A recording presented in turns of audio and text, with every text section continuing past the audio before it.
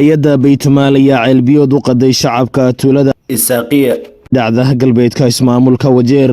shacabkani oo in muddo ah biyo la'aan halkaasi ku noolayeen ama adeegsanayeen biyaha la iibiyo ee booyadaha ayaa waxay uga mahadiyeen hay-adda baytamaal sida ay ugu garab istaagtay inay helaan ceelbiyood.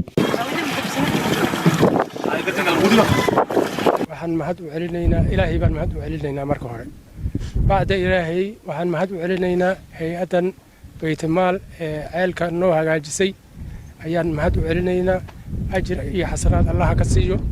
waxa weeye dad islaam ah oo aad noo garab qabta weeye biyo aad baan ugu baahneen dad iyo dunyaba dhibaato fara badan baa loo qabay marka waxa weeye mahad baan u celinaynaa bacda intaas hay-addaas khayr Allah siiyo jazaakallahu khayr.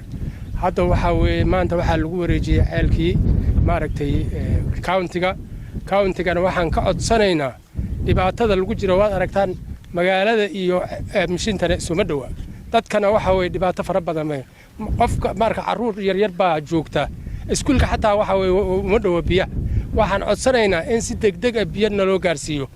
mahadaan ilaahay askeeni ilaahan ku mahadinaynaa baytamaal aan ku mahadinaynaa 14 sano meesha u fadhinay argayna ilaalayna meeshan ay ku dhumeen kayaan indho weyn waa u lahayd danka ma lahayn haddana waxaan ka codsanaynaa anay noo degdeg hay'addan hadday naga baxdaan u mahadsan celinaynaa hadday naga baxda anay cidda meeshan boolada waa u jiideen dhirirkeeda anay dadweynaha Kenya oo weliba Allah ilaah wata ay wax nooga qabato oo ku noolaana magaaladan waxa soo maray wax aan horey loo arkin oo gobolkan kursigan Wajeer Westi dadka degan meel magaaladan ka dhib badneed oo ka baahi biyo badneed baahida xaggeeda biyaha ka badneed ma jirto. waxay u boqolayeen ilaa 50 kilomitir ilaa 70 kilomitir ilaa 30 kilomitir bay u boqolayeen ayagoo ay ummad yacni oo maata ah ay magaalada ka buuxaan.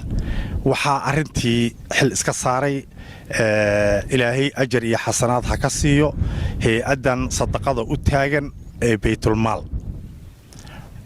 waxaa kale oo aan ka codsanaynaa county government oo lagu wareejinaya hadda in ay dadkayaga ay ka beddesho solarkan oo ay u beddesho injin. markii intaas samayso magaalada waxaa ka jira dadkii waa maato biyaha dhulkan waa ka dheer yahay in ay extension u bixiso ama ay u fidiso tubooyin oo magaalada tubooyin u geyso. sarkaalad u hadashay hay-adda baytamaal ayaa sheegtay inay mashaariicooyin kala duwan ay ka fulin doonaan Carabiya iyo guud ahaan ismaamulka Wajeer. horena ay uga fulisay hay-adda baytamaal mashaariic kala duwan ismaamulka Wajeer.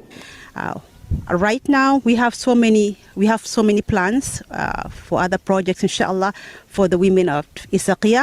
I'm not going to elaborate right now, but inshallah we do have more projects for Isaaqiya.